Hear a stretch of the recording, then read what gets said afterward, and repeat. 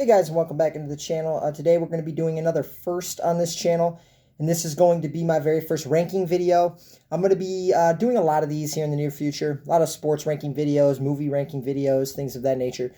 But we're going to start out here with the video I've been wanting to do here for a few weeks, and that's going through the four major sports in America. It's got the NFL, the NBA, the MLB, and the NHL, and going through them and kind of trying to figure out who do I think are the top 10 organizations from the years 2000 to 2019. So I'm not going to include the current seasons that are all, on hold up because of the coronavirus.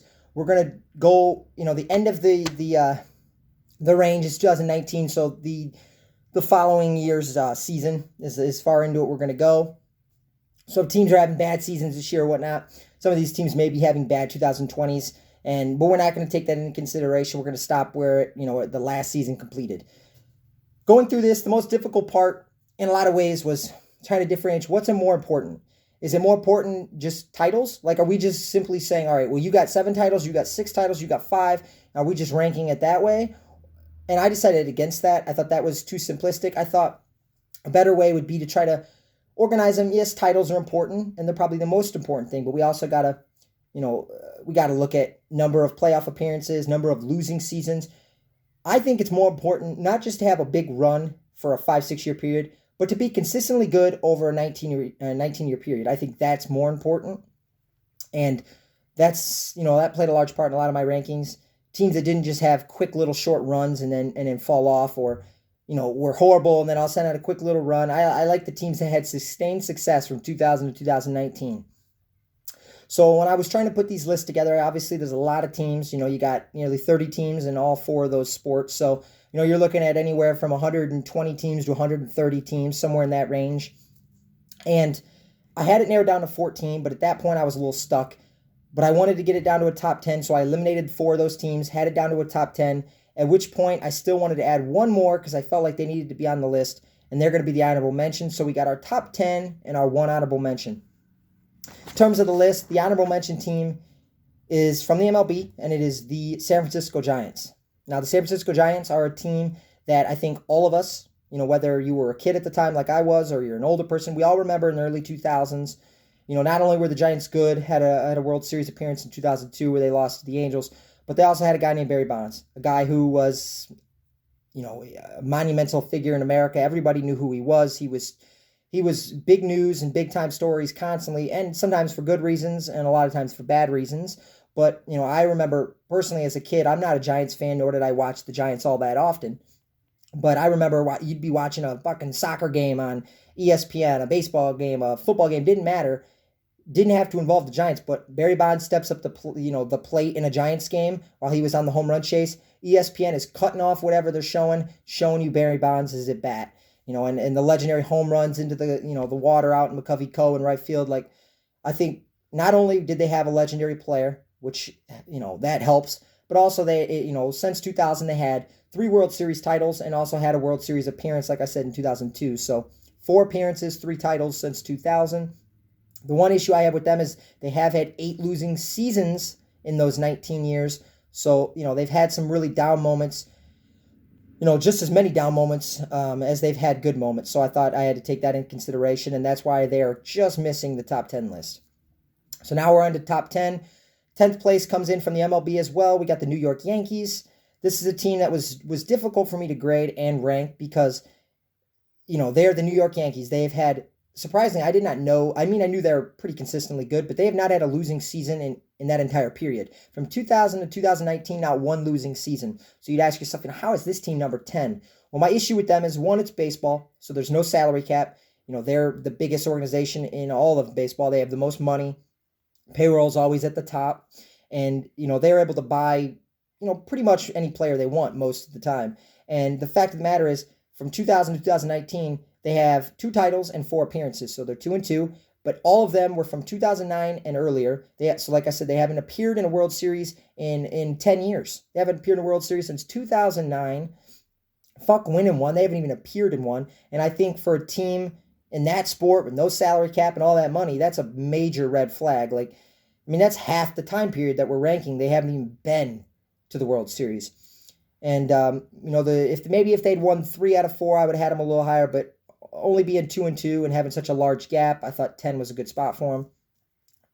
Number 9 is a team that I think some people that are younger are going to disagree with me. They're going to freak out when they see they're this low on the list, but hear me out. And that's from the NBA, the Golden State Warriors. They come in at number 9. This is a team that has been to 5 straight NBA finals, has gone 3-2 in those finals. A team that has had, it had the greatest season in NBA history, going 73-9. They've, in a lot of people's opinion, and I agree, have changed the NBA. The way they played has now changed the way basketball is played. It's three-pointers and pace and space, and 5 men a lot of time are 6'7", they changed the game in a lot of ways, and I think that has to be accounted for. But we also have to look from 2000 to 2012. They had 2 seasons where they won over 40 games, which means they had 2 years where they were over 500. That's 10 out of 12 years where they didn't even win 40 games. That had to be taken into account.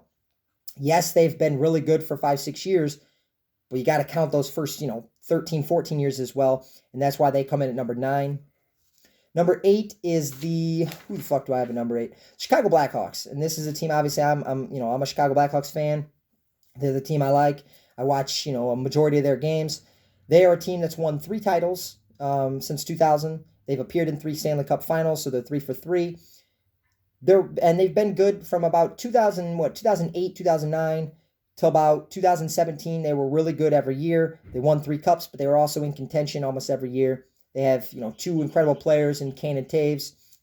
And my issue with the Blackhawks, though, and why they're not quite, any higher than 8, is because of the fact that from 2000 to 2007, they were absolutely fucking dreadful. People in Chicago didn't even go watch the Blackhawks during that period of time. And they've also kind of fell off these last couple years. So, obviously, they're a great organization. Like I said, 3 for 3 in Stanley Cup, finals. But the fact of the matter is, they've had 6 losing seasons in that period as well. So that's why I have them down at number 8. Number 7 on the list is the Pittsburgh Penguins, again from the NHL. So Blackhawks were obviously the NHL. Penguins also coming in at 7 are also from the NHL. They are my highest ranked NHL team. So spoiler, there is no more NHL teams above 7. Pittsburgh Penguins, like the Blackhawks, have had a lot of success throughout this period of time, obviously, and they've also won. What have they won? They've won, I believe, how many did they won? 3 or 4. They've won 3. So they've won 3 titles, just like the Blackhawks. They have appeared in 1 more, so they're 3 out of 4. I'm not going to, the Blackhawks have won 3 out of 3, so that's a positive. Yes, that's great, but I'm not going to hold it against the Penguins because they're 3 out of 4. Fact of the matter is, yeah, they lost 1, which means they haven't gone 100%. But that means they had another year where they were able to make 1, and the Blackhawks weren't. So all in all, the Penguins have had 4 losing seasons since 2000, and they made the playoffs 11 out of those 19 years. So they're making it, a majority of the time. If you go since 2008, they've made it, I think, every year but 1 or 2. I think it might be 2 years since 2008. So there you got, just like the Blackhawks, you got Sid the Kid, you got Crosby, you got Malkin, 2 faces of the franchise that have kept that organization atop the NHL for a number of years. They come in at number 7. Coming in at number 6 is a team from the NBA. I feel like sometimes this team is a little bit, a little bit underrated. I don't think people think of this team when they're doing these ranking videos and whatnot. And that's from the NBA, the Miami Heat. This is a team that has won 3 titles since 2000. They've also appeared in 2 more. So they've been in 5 NBA finals and won 3 of them.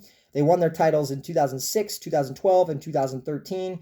They lost in, 2011 and 2014. So, 12 was LeBron obviously goes there. And from 11 to 14, they're in it every single year. But they also won 1 in 2006 with Shaq and D. Wade. This is an organization that's, been pretty consistent, though, in terms of their success. They haven't had a whole lot of losing seasons. What have they had? I think 5 losing seasons since 2000, and they've made the playoffs 13 times. So like I said, the Warriors have had 10 losing seasons and only 8 playoff appearances. The Miami Heat have had 5 losing seasons and only 13 playoff appearances. Miami's been pretty damn good throughout the entire time. They like I said, 5 losing seasons in 19 years. That's not too bad. 13 playoff appearances in 19 years is pretty damn awesome. 5 finals appearances, awesome. That's why they come in at number 6. Number 5 is a really storied organization that has, kind of like the Yankees, been on a downward trend recently. They're getting back on track here. But like I said, we're not going to take this current season into account, and that's the Los Angeles Lakers. They come in at number 5. They have 5 titles in that span, which is the second most of any team on my list. And they've also appeared in 2 other NBA finals, so they've won 5 out of 7. So that sounds all great. Like, that sounds like, man, they should be higher than 5, right? My issue is nothing has happened with them since, 2008, I think? Or 2010, excuse me. 2010 was the last time they won the finals. So you got a 9-year gap. That's a long fucking time. And just like the Yankees, this is an organization that, players want to go there. They get big name players, and yet they still haven't had much success. Obviously, the one thing not working in their favor, as it is for the Yankees, is there is a salary cap in the NBA, so it's not exactly like the Yankees where they can just go out and buy anybody whenever they want. But the fact of the matter is 5 titles is great, but they won them in 2000, 2001, 2002, 2009, and 2010. We're getting kind of far apart from that, getting a long ways away from that, and they haven't been able to reclaim the throne. So that's why they come in at number 5. Although, 5 titles is a lot, it's more than some of these teams above them, but they've just had a long period of time where they haven't been very good, a dry period, if you will. So that's why they come in at 5. Number 4 is a team from Major League Baseball, and that is a team I absolutely despise, but we're going to have to put them here at number 4 any fucking ways, and that's the St. Louis Cardinals. St. Louis Cardinals come in having won 2 titles since 2000. They won them in 2006 and in 2011. They've also lost 2 World Series in, I believe it was 2004 and 2013. And this is an organization that's on here not only for the reason that I just said, because they've won 2 titles, but a lot of it has to do with one specific stat, one specific fact. And that's that since 2000, they've had 1 losing season. 1. This is an organization that is consistent. This is an organization that, no matter whether you like them or dislike them, they're always good. They're always there.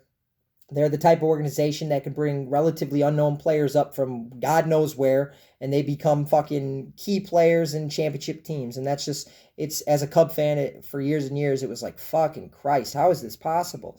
Get these random guys, and he's fucking great. Greg Garcia, home run, okay. But the Cardinals are good. They've made the playoffs 13 times since 2000. And again, 1 losing season in 19 seasons, that's incredible.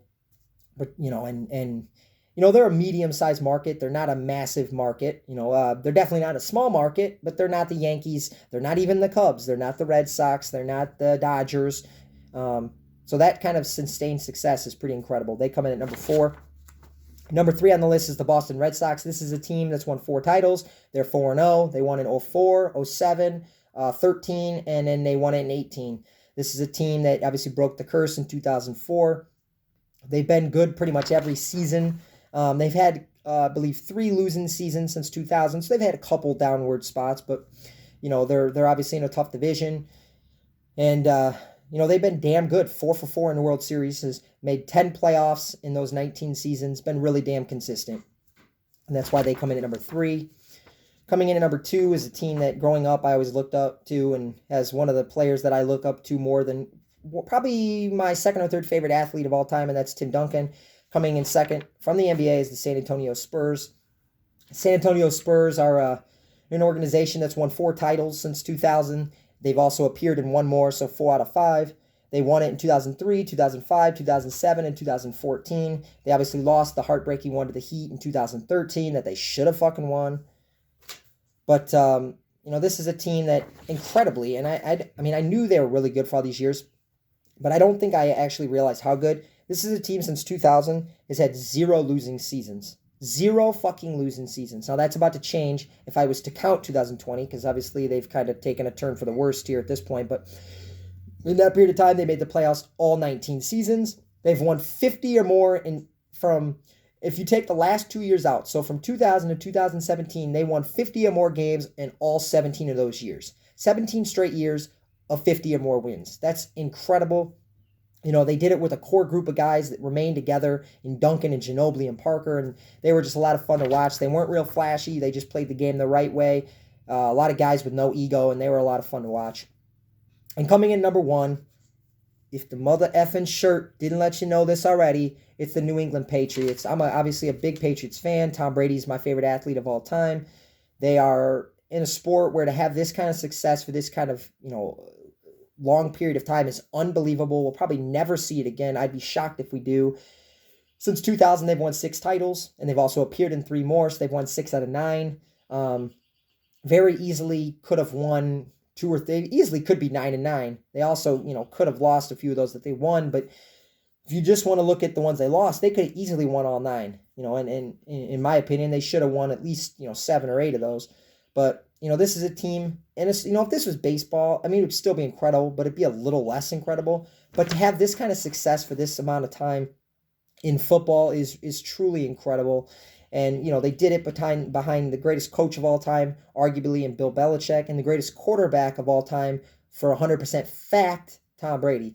And, I it's sad to think it's over in a way, that this team, if I'm sitting here in about 20 years doing a list from 2020 to 2040, I can guarantee you the Patriots won't be on there. They sure as hell won't have had the success that they had during this, period of time. And it's just truly incredible. Even as a Patriots fan who's watched all those games or a majority of them, it's crazy to think that, like, how the hell did that even happen? And I don't think there's any way I couldn't have had them at number 1 on this list. And this list, obviously, I think most people will agree with most of the teams. But I'm interested to see, do you agree with the order? I took a lot of time to think of the order. The teams I came up with relatively quickly, but the order, to put them in was difficult. So let me know what you guys think, guys. Comment down below. Do you agree with all the teams? Which teams do you not agree with? Which teams should have been higher? Which teams should have been lower? Let me know in the comment section. Like and subscribe. Go Brady. Go Patriots. Well, fuck you, Patriots. Go Tampa, but go Brady. And, Tampa Bay probably won't be on the list in 20 years, but who the fuck knows? Brady plays till 60. They just may be. Thanks for checking in, guys. I'm out.